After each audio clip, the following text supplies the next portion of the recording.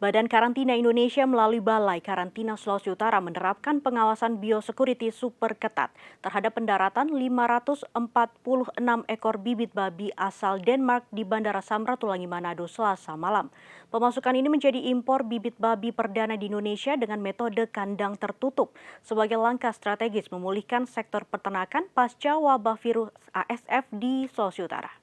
544 ekor bibit babi unggul asal negara Denmark tiba di Bandara Internasional Samratulangi Manado dengan pengawalan berlapis dari petugas karantina Sulawesi Utara. Langkah impor perdana di Indonesia yang menggunakan metode kandang tertutup ini sengaja ditempuh guna memulihkan populasi ternak babi di bumi Nyiur Melambai yang sempat anjlok akibat hantaman wabah African Swine Fever atau ASF.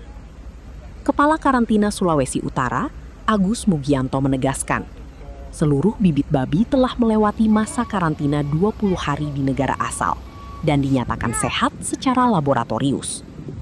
Kendati demikian, prosedur biosecurity ketat tetap diberlakukan, mulai dari sterilisasi armada truk, pemeriksaan fisik di atas pesawat, hingga pengawasan klinis intensif di instalasi karantina hewan atau IKH.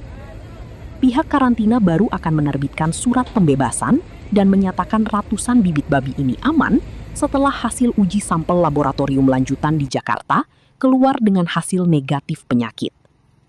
Tim Liputan Kawanwa TV melaporkan.